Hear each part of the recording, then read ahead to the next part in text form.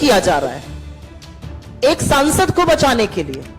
हम बार बार ये पूछेंगे कि ऐसा क्या है कि बृजभूषण शरण सिंह के सामने सरकार इस तरह से नतमस्तक है?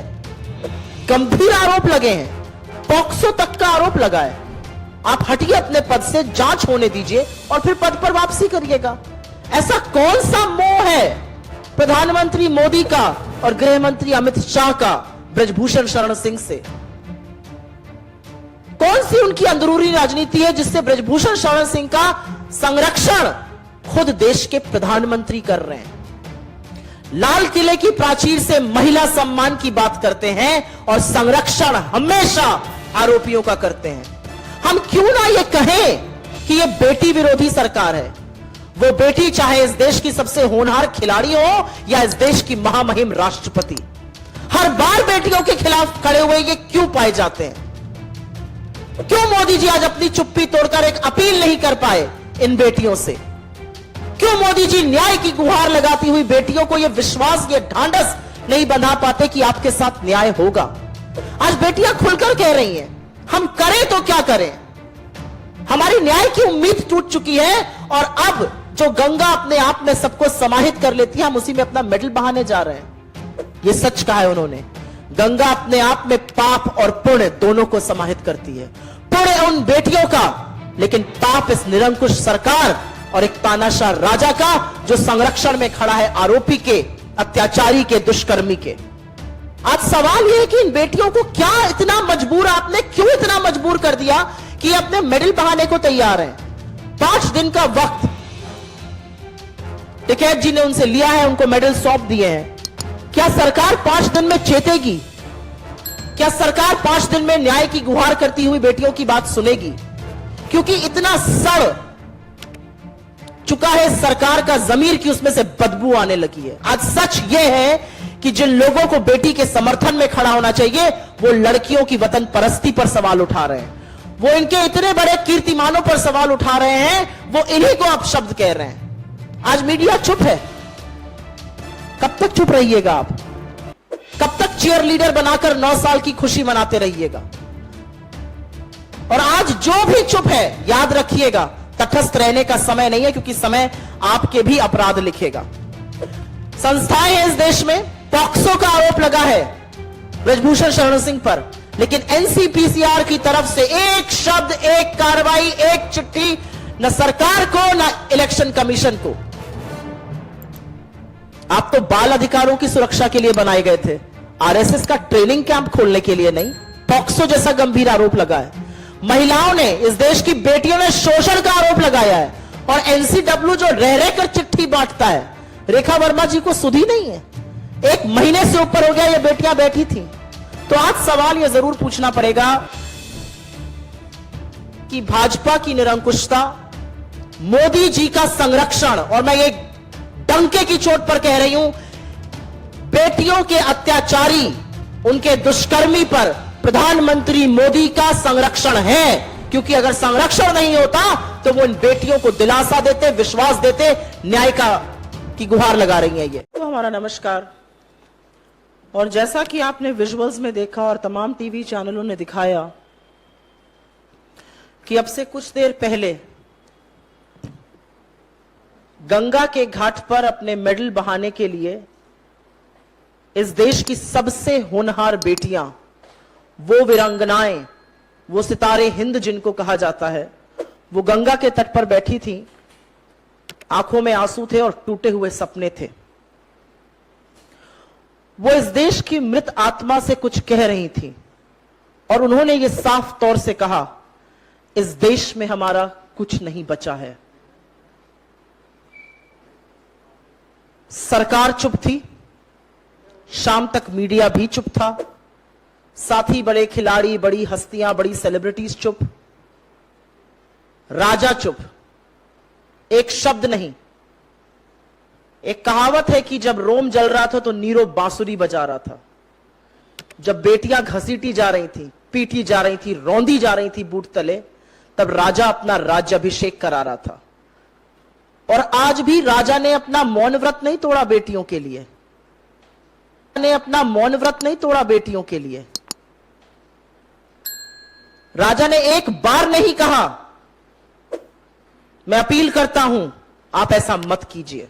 लेकिन हम इस मंच से बार बार अपील करेंगे इन बेटियों से, आपके साथ अन्याय हो रहा है, आपके साथ गलत हो रहा है, लेकिन हम आपसे हाथ जोड़ के अपील करते हैं कि यह मेडल आपकी खून पसीने की कमाई है, इस देश का गौरव है, इस देश की खातिर उनको पानी में मत बहाइएगा, गंगा में मत बहाइएगा। एक निरंकुश राजा,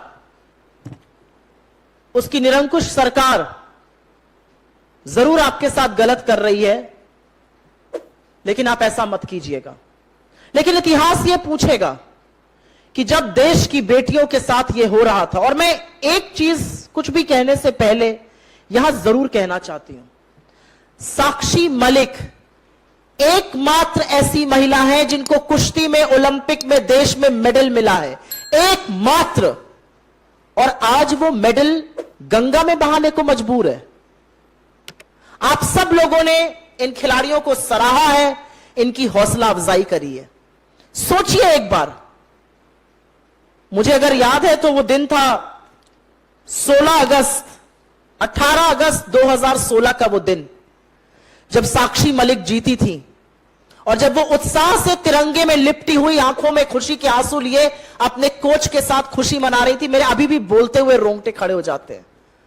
हम सबकी शायद गले रूंध गए थे, हम सबका सिर और हमारा मान बढ़ाने का काम किया था साक्षी मलिक ने।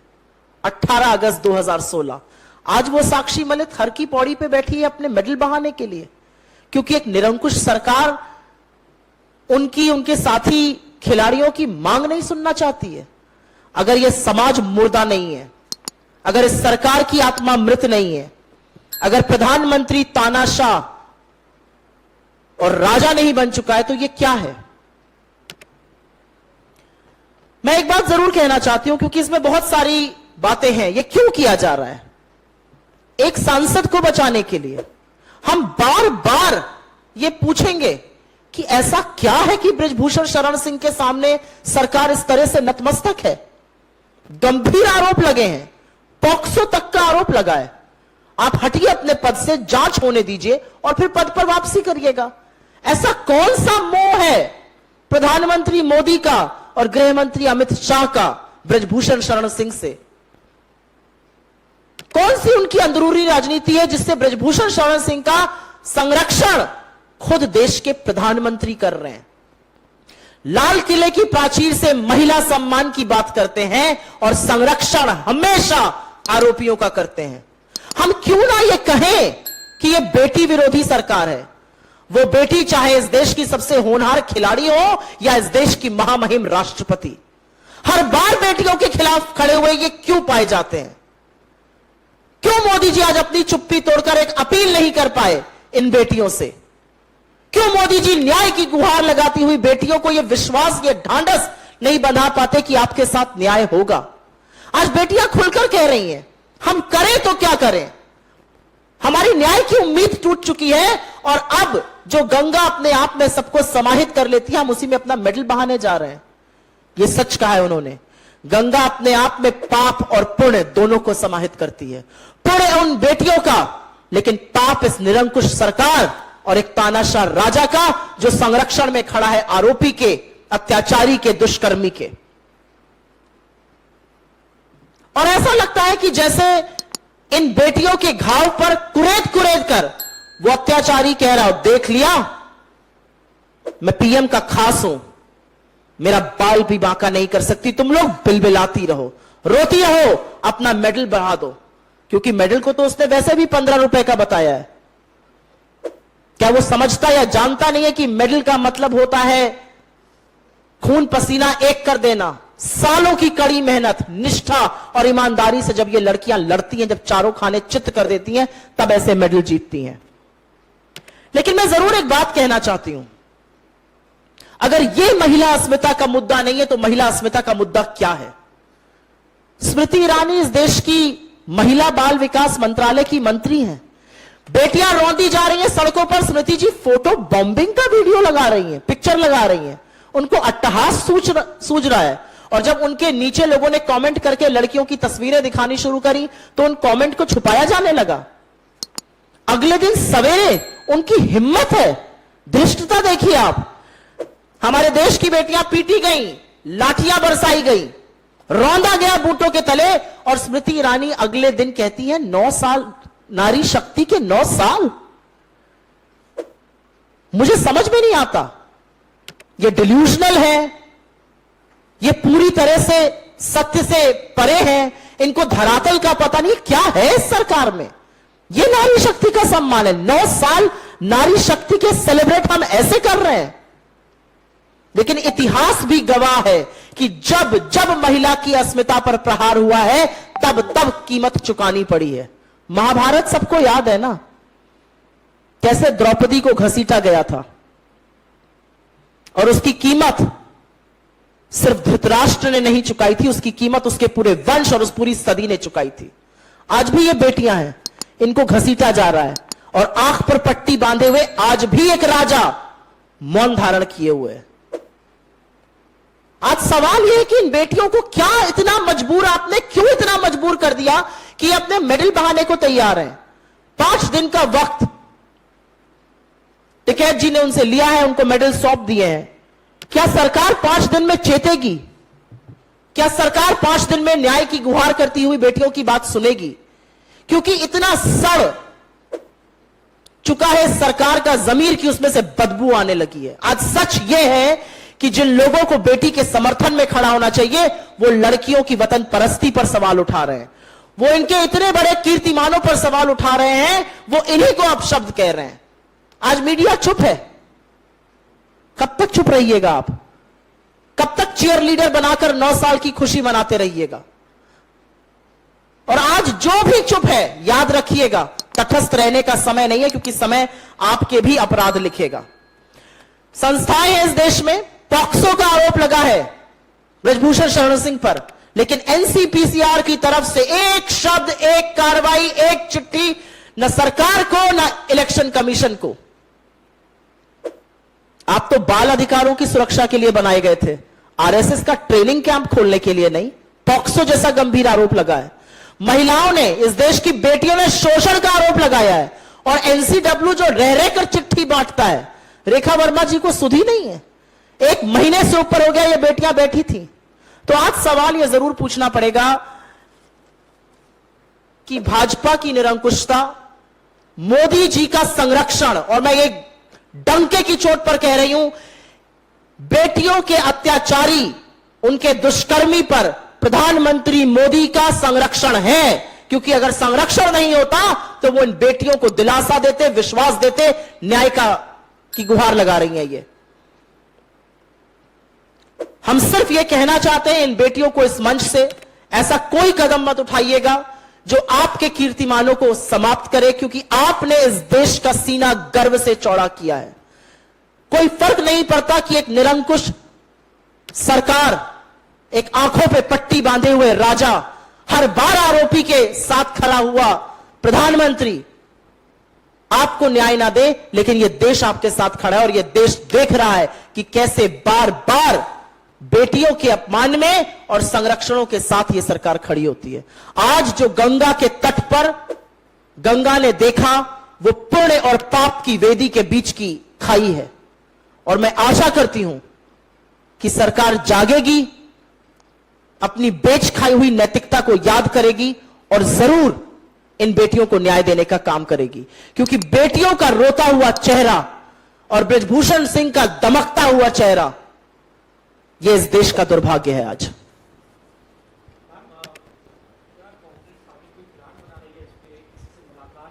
डेलीगेशन जाए, क्या इस तरीके की कोई कार्रवाई आप लोग या कोई? हमारे अध्यक्ष ने भी और हमारे शीर्ष नेतृत्व ने भी लगातार बेटियों के समर्थन में वक्तव्य दिए हैं। मेरी नेता प्रियंका जी वहां मिलने भी गई थी उनसे, हमारे तमाम और नेता उनके टच में हैं जो मिलने भी गए थे। और जो लोग कहते हैं कि इसको राजनीतिक क्यों बना दिया, जब आप एक एमपी को संरक्षण दे रहे तब आपने राजनीतिक बना दिया था। हमें तो उनके लिए बोलना ही पड़ेगा, क्यों नहीं बोलेंगे? क्या अन्याय के लिए हम इसलिए चुप हो जाएंगे क्योंकि हम एक राजनीतिक पार्टी है? जहां भी जरूरत पड़ेगी, जहां भी इनको न्याय की लड़ाई में हमारी जरूरत पड़ेगी, हम इनके साथ खड़े हैं। हम इस मंच से अपील करते हैं, आपके मेडल इस देश का गौरव, इस देश का सम्मान है। आपकी मेहनत, आपकी परिश्रम, आपकी पसीने की कमाई है, उसको जाया मत कीजिएगा। क्योंकि एक बात सच है कि अंततो गत्वा जीत तो न्याय की होगी। आज कितनी भी धृष्टता, कितनी भी बकैती ब्रजभूषण सिंह कर ले या उनकी सरकार कर ले या प्रधानमंत्री संरक्षण दे ले, जीत तो सत्य की ही होगी।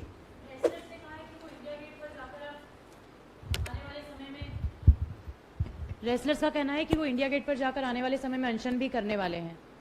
मेरा अपना मानना है कि चाहे वो जंतर मंतर हो या इंडिया गेट हो, ये वो जगहें हैं जहां पर एक लोकतंत्र में प्रदर्शन की, अपनी आवाज उठाने की, आजादी अभिव्यक्ति की देनी चाहिए। जिस तरह से जंतर मंतर से उनका सामान तहस नहस कर दिया गया, सारा सामान तंबू उखाड़कर फेंक दिया गया, जिस तरह से उनके गद्दे फाड़ दिए गए, ये कौन से लोग हैं? ये किस तरह की सरकार है? और बिल्कुल ये देश की वो बेटियां हैं जिनके साथ फोटो खिंचाने के लिए लालायित रहते हैं प्रधानमंत्री। और आज जब ये बेटियां यहां पर अपने मेडल गंगा में प्रवाहित कर रही हैं तो ये कुछ नहीं बोल रहे हैं। और अगर वो जंतर मंतर पर या इंडिया गेट पर बैठकर प्रदर्शन करना चाहती हैं या बैठकर बात करना चाहती हैं तो उसके बारे में क्या कहेंगे? ये विनेश फोगट और साक्षी मलिक की ये तस्वीरें एक सभ्य समाज के मुंह पर करारा तमाचा है। ये वो सभ्य समाज है जो चुप नहीं रह सकता है।